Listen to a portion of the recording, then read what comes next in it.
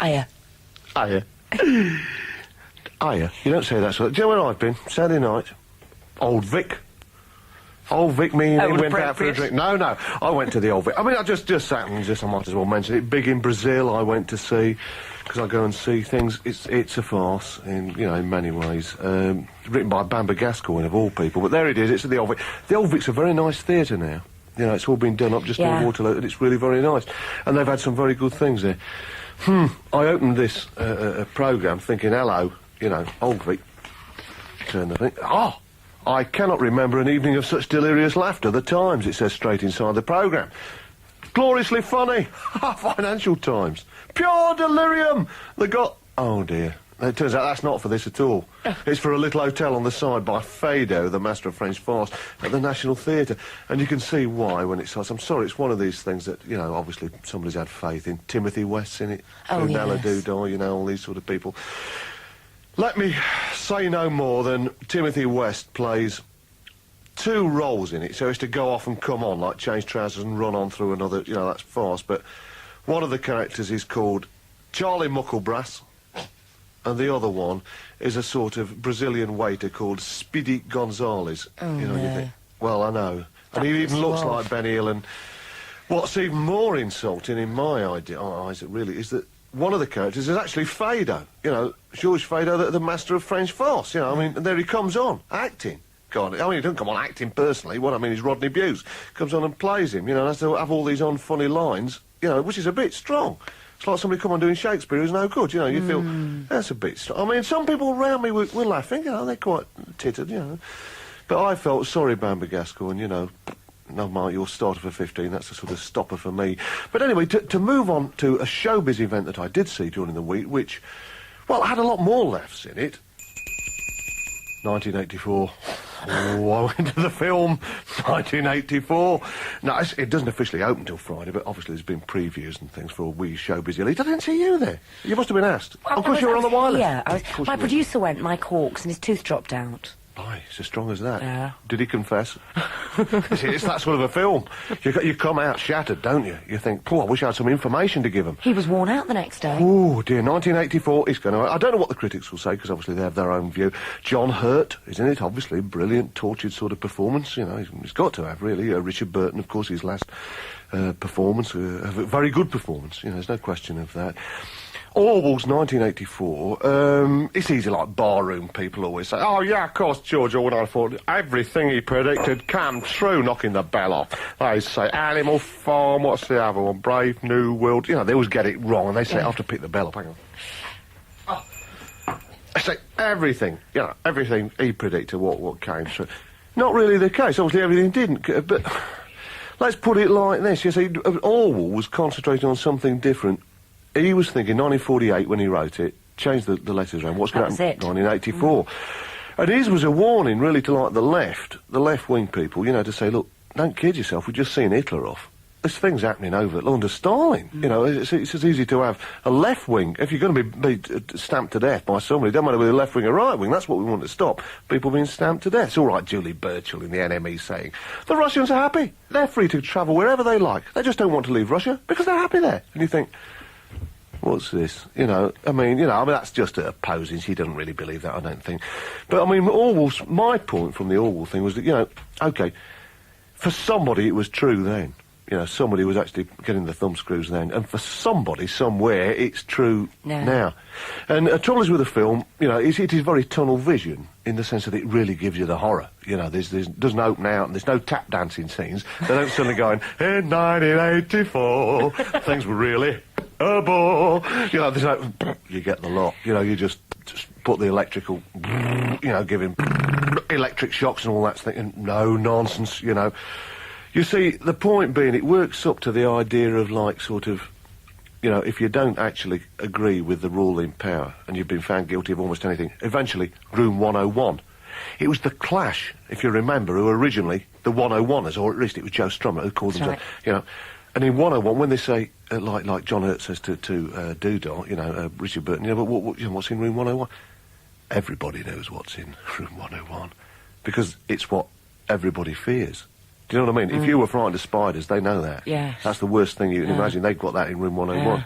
If you're frightened of having your head held under the water, that's what happens in room 101. And so, I won't, obviously, if anybody who's not aware of the whole thing might be going to see it, you know, so I won't say any more about it. But, you know, it's quite possible to have something strapped on your head and what you don't like comes down the tunnel. But that's a bit like the film. You know, they just look down the tunnel at the sort of horror of the idea of 1984. I mean, it's certainly a sort of shattering, my goodness, shattering experience, but, you know, I mean, there's not a lot of laughs in it. As I say, it is hard going, but it's certainly strong performances. I'll be interested to see what the sort of real critics have to say. For me, again, the message was, as I think probably they intended, was not just as simple as like Stalinism in 1948. It's really when Richard Burton's holding up 4 fingers, and he says to John, like, how many fingers am I holding up? And he's got to say, 5. And he's got to not just say 5, he's got to believe 5. And that's the ultimate, like, torture situation, you know. You will believe what we want you to believe, you know. And that is, whether it's Reagan or Moscow or what's on television now, even in light entertainment, you know, what's on Radio 1. You know, if anybody says, oh, this is a really wonderful show and it's really great. To me, the problem is when they say we're holding up 5 fingers, if you can see 4, you've got to say 4. But it's very difficult. But it's obviously a sort of, you know, moving sort of thing. And you have to say, well, thank goodness we don't live in 1984 in that sort of authoritarian, faceless society where, you know, personalities are lost at all levels. And there, when I went to see it, Richard Branson. Richard Branson, Virgin Records, Virgin Films, Virgin Airlines.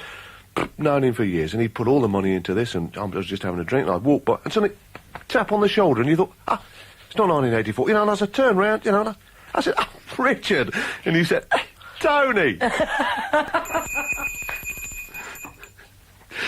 The rest of the week, well, mainly, of course, I've got so many things to do. Rock Week at the ICA, we were in bellyaching on long enough about that with Peel. Typical, just a couple of short things. As I'm walking down the first night, right, about 7:30, I'm walking round to the ICA with Peel. Peel turns to me, this sums him up, and he just says, will I have to pay? You know, but then there was a drama with SPK, who, I don't know if anybody's listening who was there. Apparently there was a sort of a bit of aggro there. It wasn't one of my nights to be there. But they must have known, like when they took it, that they were going to use certain equipment, you know, electrical equipment and so on, that they'd been told not to use in London by the licensing authorities, who of course turned up and said, you can't use that. And there was a bit of a rack, because they said, well, we do 2 numbers, then we're off. And some people said, hang on, we've paid, you know, and it caused a lot of trouble, you know, really. I mean, a small amount of trouble, not for the BBC, but, you know, for the ICA and people who paid. So it was a bit silly of them to take it if they knew they weren't going to be able to do the gig. Still, I'm sure they've got their own case, but I'm not going to let them put it today. Anyway, but then, of course, for people who couldn't go backstage, I'm sure there were things going off backstage that also weren't tremendously legal. You know, there was the odd, you'd open a dressing room, hello, and you realise that somebody, it's one of these groups who'd definitely been cooking up sock soup. You know, these groups are so poor, they're living there, sucking their socks, and you could it was shocking. But then, at the ICA this week, I'll perhaps mention it, I'll try and get to see it, mention it next week. I did see it last year, performing clothes. Good idea, where young fashion designers and sort of, you know, actors and dancers sort of demonstrate their clothes, you know. And it was I was fascinated last year. I was going to a football match and I didn't go. I said, I'll stay on for the second half, you know, I mean, because I genuinely enjoyed it. And it's on this week at the ICA, next week if you're into design and clothes and, I suppose, acting and performance. Also, there's the New Contemporaries, which is, of course, the student exhibition on there with what the young artists are doing today. A lot of it, to me, seemed a little bit kind of, well, you got a trendy idea, you know, a smart alecky idea, but whether it was art or not, it's difficult to say. For instance, there's one of the things was made out of wire, a Minnie Mouse made out of wire, on a bicycle.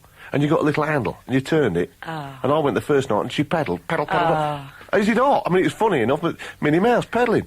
By the end of the week, the Rock Week, I think someone like Robert Lloyd of the Nightingale said, go on in, have a look at the art, and just have a quick look. Hello, you can turn it round, and hello, it seems to be broke, kind of thing. No, but there's a sign on it that said, broke. Anyway, but have a look at the New Contemporaries. And for me, I really enjoyed the night, one of the nights I went along there was Terry and Jerry, because they're genuinely people that purely just picked a cassette out and said, oh, I used to know somebody called Terry and Jerry years ago, let's just listen to this, it's obviously not the same people. And it was kind of like a skiffle group. And he thought, I really enjoyed this. Got them in for the show. They've now got a record out. There they were at the ICA. They're interviewed. And, Well, this is their chance, as it was at the ICA, to say hello. 1, 2, 3, 4. Everybody knows it from the start. Whenever you love, you break their heart. Well, I sure loved you one time, and I'll miss you for a long time. Bye-bye. Bye-bye. Bye. Sad to see you, Joe, the other guy. Well, it wouldn't do to wonder too much why. Well, I got the message loud and clear. There'll be no more nights when you'll be here. Bye-bye. What we're doing's right.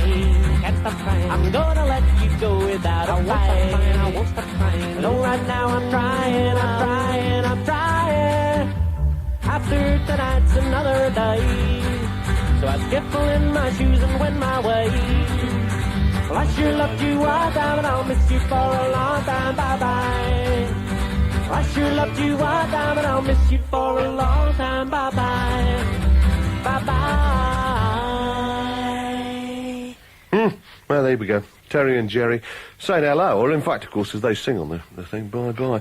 Absolutely typical. I found these coming down the street. Look. Oh, great, Conkers. Conkers!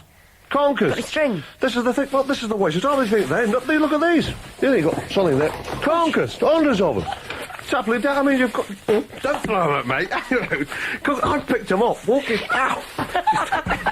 Hitting me on the head with the conkers. Anyway, I was walking round the corner from me. In my day, hold on, you've got old handful there. Kids, we used to go to school, even in your day, Janice, and we used to get conkers.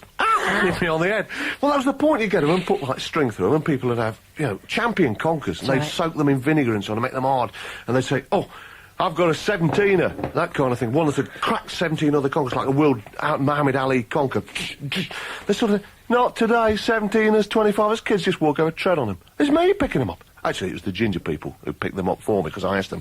There's some ginger people who live around the corner, it was their conker tree. But anyway, they brought them round to my house at my instigation. I said, look at these conkers. I mean, I bet what happens today is that it's like, kids go home and it's like, hey, computer game, conkers, come round to my house and play conkers. Like, I've got a 20 trillion and one conker. Here we go. Oh, it's beating your conker. You think, hopeless, what's happening to kids today? Stop trying to break the conkers up. Wasps are still at it. I got some more cake for them for another Radio 1 event. Secretaries ate as much as they could. There's a big Radio 1 cake for its birthday. And I took... Now, those dots on that photo, because you don't believe me, there are the wasps still eating away at cake. I've got vast wasps. I've got a wasp table now. They are massive. They're massive wasps, of course they are. Now, look at this. This is something that came out of the Sunday Times on Sunday. Out of the rugby thing, it just says, I just don't know anything about rugby. I look on it. It said... All the backs are likely to be wasps. This is what's going to happen. I mean, what can we do? I mean, one of our girls, Judith, in the corner, I mean, she called in the other day. You know, like secretaries call on Monday morning and say, oh, I've got a bit of tummy trouble. I won't be in today. As usual, same on Monday morning thing. She rang up, Judith rang up and said, oh, no, a bit of trouble in the bedroom. I've got to wait. I've called the WASPmen. The WASPmen! They're all going to sort of... I mean, this is what's going to happen. I mean, Judith is going to lie back there in the bedroom waiting for the WASPmen to come out. They've eaten They'll come round. Hello, Judith. Will the WASPmen will say. They've eaten the and eaten the cookie. Lie back in indeed. And she'll lie back there. Will Judith say. Strangely enough, no stories about the Italian cat who has not been seen this week. There's nothing wrong with him, but... Well, we don't know if there's anything wrong with him, but how can you tell? But anyway, SNBP FP, still no birthday present from Peel, but I've got a letter from two fans who say, look, SNBP FP, if your birthday present, as Peel says, is at West Dulwich, they've offered these two girls, Julia and Joanne, from somewhere in Buckinghamshire, Slough, one of them, and somewhere else, Farnham Common, and they say they'll come in and go to West Dulwich and collect it, if necessary. People are starting to take my side. Also, they say about the pies that we mentioned last week, they say Janice Long fans would not eat pies, because in honour of Janice, they'd have bubble and squeak. In her honour. And somebody else wrote in... Wait a minute. Thank you. There we go. Ooh, this, yes. George from Swindon says, small and crusty, but full of beans. Oh. And this bloke wrote in, whoever he this is may going to be horrible. That's right, Milton Keynes. No, somebody called Milton Keynes. Gary Collar wrote in. A lot of things, but I mean, it was all like, you know, if Janice was in it, there wouldn't be mushroom for anything else inside, all that sort of thing. And he wants a signed photo, so I'll leave you that. Thank with you. And just to finish on, so that we have actually finished, this will surprise you. I hadn't seen this. Are you listening? She's still fiddling about with the Conkers. Sorry. Have you interest? Yeah. Somebody sent this in to me, a chap, where is his name? Alan Gavaran. Alan Gavaran, I think it looks like that anyway, I'm sure it is, has sent in from Time Out, one of these London listing papers that tells you where there's jazz art, telly on and good articles and so on. But they have like a sort of lonely arts column, and he's written in, and he says, have you seen this? And it says, fairly good-looking bloke, a young 28, smoker, seeks attractive girlfriend who likes John Peel, John Walters, Ron Paul, Tony Hancock, Victoria and Albert, Lenny Bruce. I mean, it's amazing, isn't it? And he's got his E648. That is his box number. I'm going to write. I'm going to write and say, look, you can take your pick. You know, once those letters come pouring in, then I want them after that. You know, just in case the missus is going away for a week shortly. I'll have the pile after that and sort one out of that. And then, of course, Peel will have to have the rest, you know, the usual sort of thing. But anyway, all I want is to meet a girl who's turned on by me and Art Pepper.